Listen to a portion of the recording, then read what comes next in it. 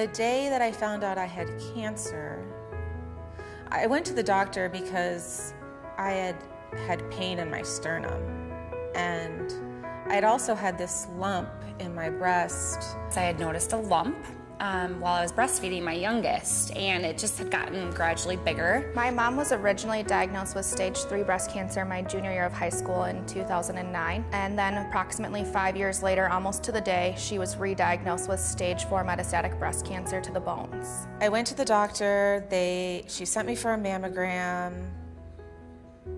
I got the mammogram results, went straight to the ultrasound, and when they showed me when they read the ultrasound, they were like, "You need a biopsy tomorrow." So I wasn't overly optimistic. The surgeon told me that it was indeed cancer, and at that point, we just knew it was breast cancer. We didn't know anything else. I found my OB doctor, Dr. Monet, and she actually had me go see a radiologist within an hour because I could tell by the look on her face that she knew something wasn't right. And he said, "Well,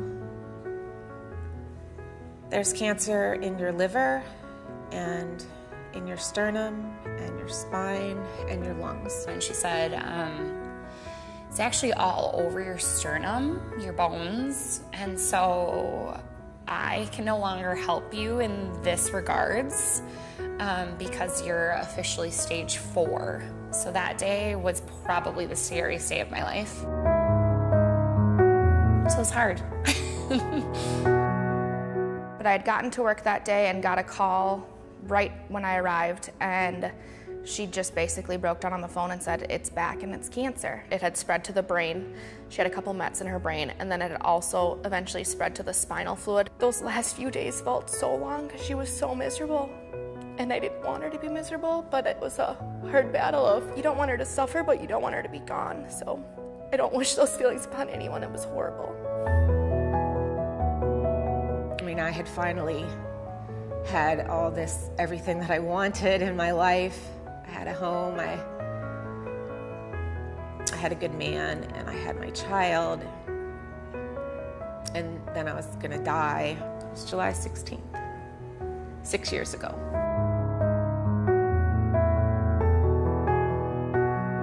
My biggest fear is honestly not being here with my kids. I took Reagan last night for her first grade assessment, and this is where it gets hard because as excited as I was about that, in the very same moment, I'm 50% I can't wait, excited, and 50% scared to death that I'm not gonna see it. Love you.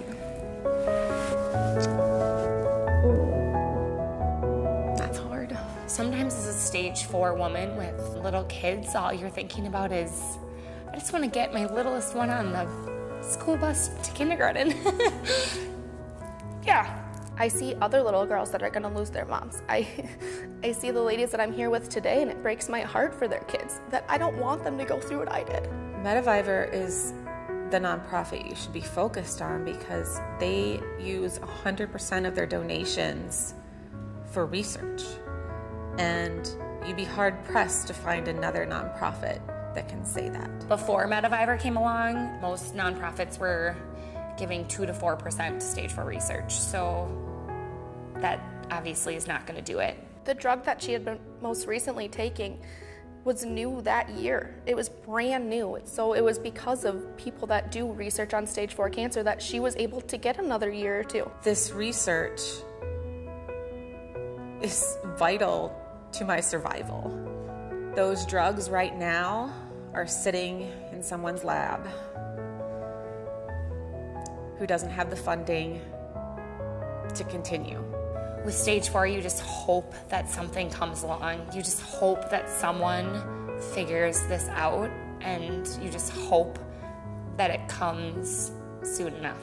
That's why I give to Metavivor. That's why I ask my family and friends and all of you to give as well, to help me live as long as I can.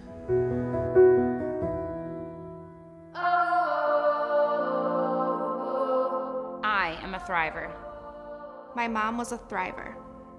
I am a thriver. Our lives mean something until the day that they hear us, until the day that our lives are